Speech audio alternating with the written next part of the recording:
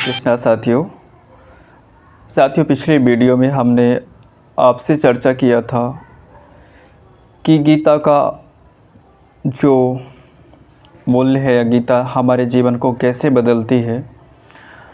और इसके साथ साथ हमने इस विषय पे भी चर्चा की थी कि भक्त और भगवान के बीच 5 प्रकार का संबंध स्थापित किया जा सकता है, जिसमें से पहला संबंध था कि एक सखा के रूप में, दूसरा था कि हम भक्त के रूप में अपने संबंध स्थापित कर सकते हैं। निष्क्रिय अवस्था में भक्त हो सकता है, एक सक्रिय अवस्था में कोई माता पिता के रूप में भी भक्त हो सकता है और दंपति प्रेमी के रूप में भी भक्त हो सकता है। इसके आगे आज हम इस विषय पे विस्तृत चर्चा करेंगे कि यह हमारे जीवन को कैसे प्रभावित करता है और हम यदि भगवद गीता का अध्ययन करते हैं तो हमें अपने जीवन को जीने में कैसे इसकी मदद मिलती है। आइए इस विषय पे बात करते हैं। परम ब्रह्म परम धाम पवित्रम परम भवान पुरुषम शाश्वतम दिव्यमादित्यवम् आहो स्तत्तमृषयः सर्वे देवर्षि नारदस्थितः असितो देवलो व्यासः स्वयं चैव ब्रवीषि मे सर्वमेतदूतं मनेः यन्मावदसि केशव न हि ते भगवन्यव्यक्तिं विदुर्विदेवा न दानवः। साथियों, इस श्लोक का तो काफ़ी बृहद अर्थ है, लेकिन इसके कुछ सार को मैं आपके सामने रखूँगा। अर्जुन ने कहा कि भगवान परम धाम पवित्रतम परम सत्य है, आप शाश्वत दिव्य आदि पुरुष अजन्म और महानतम हैं। भगवान के लिए ऐसा कह रहे हैं। नारद, असित, देवल तथा व्यास जैसे समस्त महामुनि आपके विषय में इस सत्य की पुष्टि करते हैं और आप स्वयं मुझसे इसी की घोषणा कर रहे हैं। हे कृष्ण, आपने जो कुछ कहा है उसी पूर्ण रूप से मैं सत्य मानता हूँ। हे प्रभु, ना तो देवता ना असुर ही आपके व्यक्तित्व को समझ सकते हैं। तो अर्जुन के मन में जो जिज्ञासा थी कि भगवान इतनी बड़ी गूढ़ रहस्य को मैं दुनिया के सामने कैसे ले जाऊंगा, क्योंकि आप तो परम सत्य हैं। आपके विषय में इससे पहले भी जो मुनियों ने अपनी बातें रखी है, उनके सामने मैं तो छोटा हूँ। तो अर्जुन के मन में सवाल था। होता है कि जब कोई बड़ी जिम्मेदारी अचानक से किसी को दी जाएगी तो थोड़ी देर के लिए तो उसे सहसा उसे निभाने की चिंता तो होगी। भगवान से भगवत गीता सुनने के बाद अर्जुन ने कृष्ण को परम ब्रह्म स्वीकार कर लिया। पहले तो उन्हें लग रहा था कि हमारे मित्र हैं, हमारी हेल्प करते हैं, मदद करते हैं, लेकिन जब भगवान ने गीता का सार कुरुक्षेत्र के मैदान में अर्जुन के सामने रखा तो उन्होंने उन्हें परम ब्रह्म अपना स्वीकार कर लिया। प्रत्येक जीव ब्रह्म है, लेकिन परम पुरुषोत्तम भगवान परम ब्रह्म है, यानी कि जीवों में भी ब्रह्म का अंश है, लेकिन जो सबसे बड़ा भगवान है या जो सबसे बड़ा सेंटर पॉइंट है वो परम पिता परमेश्वर है, जो कि भगवान श्री कृष्ण के रूप में है उस समय। परम धाम का अर्थ है कि वे सबों के परम आश्रय या धाम है। पवित्रतम का अर्थ है कि वे शुद्ध हैं और भौतिक कल्पस से अरंजित हैं। पुरुषम का अर्थ है कि वे परम भोक्ता हैं। शाश्वत अर्थात सनातन, दिव्यम अर्थात दिव्य, देवम अर्थात भगवन, अजम अजन्म तथा विभुम अर्थात महानतम है। ये जो मैंने इस श्लोक पढ़ा था उसी के शब्दों का भावार्थ है। अब एक सिंपल सा सवाल हो सकता है, कोई यह भी सोच सकता है कि चूँकि कृष्ण अर्जुन के मित्र थे, अतएव अर्जुन यह सब चाटुकारिता के रूप में कर रहा था। होता हमारे बीच में भी यही है।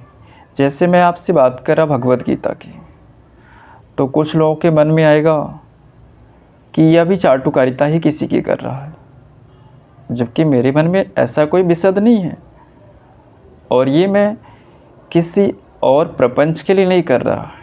जैसा मैंने पिछले अंक में कहा कि इससे यदि मैं कुछ नया सीखता हूँ और ये दुनिया को दिखाने के लिए नहीं है, मेरी खुद की निर्मलता के लिए। क्योंकि हम में से आप में से बहुत सारे लोग हैं जो कि रील देखने में, अनर्गल वीडियोज़ देखने में अपना बहुत सारा समय जाया करते हैं। तो मैं वो चीज़ें ना करके अपने ही वीडियो देख के अपने ही विचारों को सुनूंगा, ये है मेरा उद्देश्य।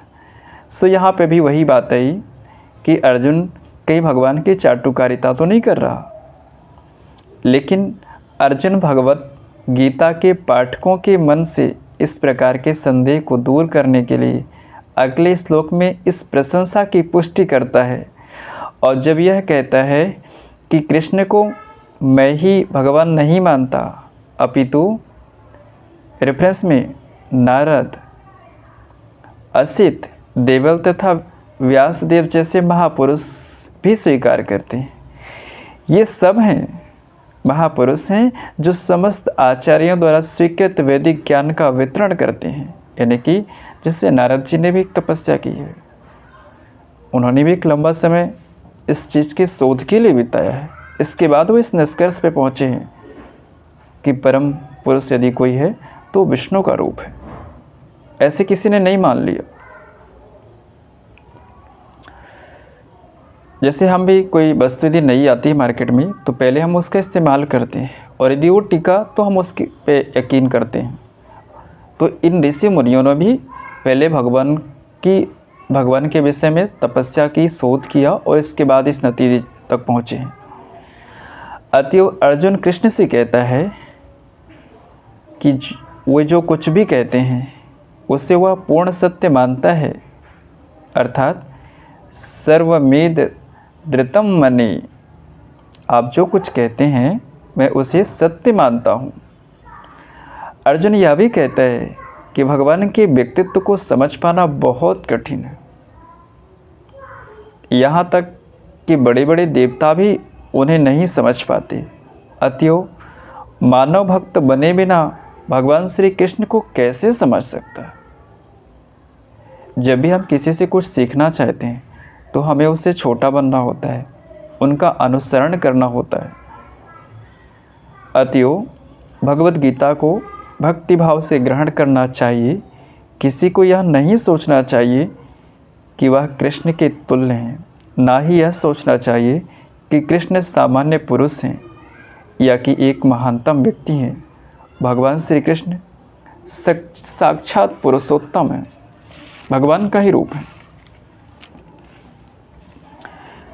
अतएव भगवत गीता की कथा अनुसार या भगवत गीता को समझने का प्रयत्न करने वाले अर्जुन के अनुसार हमें सिद्धांत रूप में कम से कम इतना तो स्वीकार करना होगा कि श्री कृष्ण भगवान हैं और उसी विनीत भाव से हम भगवत गीता को समझ सकते हैं।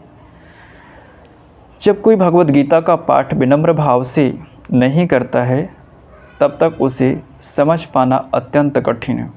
यदि भगवत गीता का कोई पाठ भी करता है और उसके सार को नहीं समझता, उसकी विनम्रता और उसके भाव को नहीं समझता, तो पाठ करने से तो होता नहीं है। क्योंकि हम भी कई बार पढ़ के बहुत सारी चीज़ें परीक्षा देने जाते हैं, लेकिन यदि हम उसके भावार्थ को नहीं समझ पाते तो हम परीक्षा में उसके मूल रूप को हम स्पष्ट नहीं कर पाएंगे। तो भगवत गीता है क्या? भगवत गीता का प्रायोजन मनुष्य को भौतिक संसार के अज्ञान से उबारना है। प्रत्येक व्यक्ति अनेक प्रकार की कठिनाइयों में फंसा रहता है।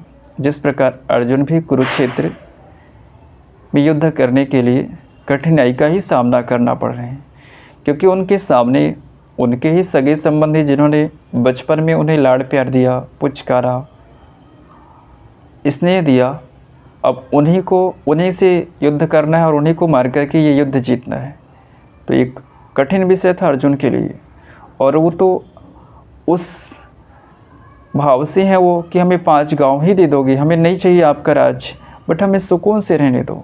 लेकिन उनका हक इतना लिया गया, छीना गया कि पूरा राज्य उनसे हड़प लिया गया।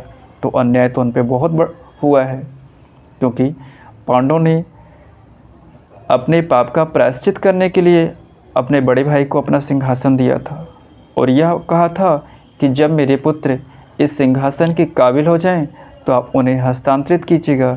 लेकिन महाराज धृतराष्ट्र ने ऐसा नहीं किया और पुत्र मोह में वह अनाचरण होते देखते रह गए। अर्जुन ने श्री कृष्ण की शरण तो ग्रहण कर ली, फलस्वरूप इस भगवत गीता का प्रवचन हुआ। ना केवल अर्जुन वर्ण हम में से प्रत्येक व्यक्ति इस भौतिक अस्तित्व के कारण चिंताओं से पूर्ण है। अब मैं जिस विषय की बात कर रहा कि हमारे जीवन के लिए कैसे उपयोगी है, हमारा अस्तित्व ही अनस्तित्व के परिवेश में है। वस्तुतः हमें अनस्तित्व से भयभीत नहीं होना चाहिए। हमारा अस्तित्व सनातन है, लेकिन हम किसी न किसी कारण से असत में डाल दिए गए हैं।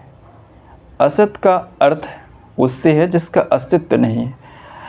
हमें ऐसे वातावरण में हमें भेजा गया है, या हम जहाँ पे पनप रहे हैं वहाँ पर हमें ऐसा बताया जा रहा है कि हमारा कोई अस्तित्व ही नहीं है, जबकि हमारा अस्तित्व आज से नहीं, अनादिकाल से, जब सृष्टि का शुभारंभ हुआ था तब से है हमारा।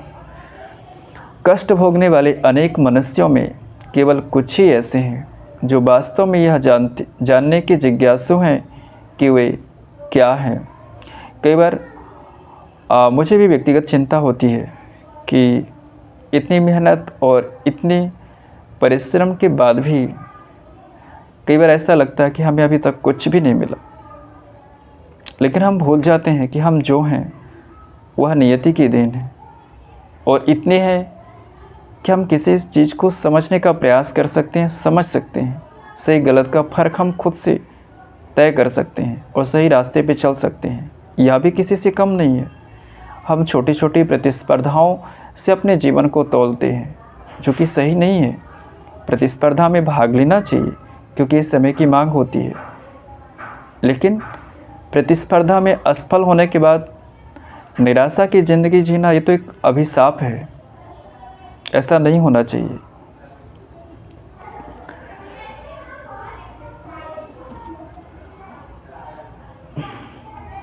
कष्ट भोगना नहीं, अपितु सारे कष्टों का हल ढूंढना चाहते हैं, तब तक उसे सिद्ध मानव नहीं समझना चाहिए। मानवता तभी शुरू होती है जब मन में इस प्रकार की जिज्ञासा उदित होती है। ब्रह्म सूत्र में इस जिज्ञासा को ब्रह्म जिज्ञासा कहा गया है। अथा तो ब्रह्म जिज्ञासा, मनुष्य के सारे कार्यकलाप तब तक असफल माने जाते हैं जब तक वह पर ब्रह्म के स्वभाव के विषय में जिज्ञासा न करे। हमें भगवान के स्वभाव के विषय में सोचना होगा, तभी हम उसके मूल रूप को समझ पाएंगे। अतएव जो लोग यह प्रश्न करना प्रारंभ कर देते हैं कि वे क्यों कष्ट उठा रहे हैं, या वे कहाँ से आए हैं और मृत्यु के बाद कहाँ जाएंगे, वही भगवद गीता को समझने वाले सुपात्र विद्यार्थी हैं। अर्थात यदि हम अपने प्रादुर्भाव को और अपने अंतिम समय के बाद की स्थितियों पर यदि हम विचार करते हैं तो हम भगवद गीता के अध्ययन करने के सुंदर पात्र अपने आप को मान सकते हैं। एक विद्यार्थी के रूप में निष्ठावान विद्यार्थी में भगवान के प्रति आदर भाव भी होना चाहिए, और अर्जुन ऐसा ही विद्यार्थी था, तभी भगवान ने उसे गीता का सार सुनाने योग्य समझा। जब मनुष्य जीवन के वास्तविक प्रयोजन को भूल जाता है तो भगवान कृष्ण विशेष रूप से उस प्रयोजन की पुनर्स्थापना के लिए अवतार लेते हैं। तब भी असंख्य जागृत हुए लोगों में से कोई एक होता है जो वास्तव में अपनी स्थिति को जान पाता है और ये भगवद गीता उसी के लिए कही गई है।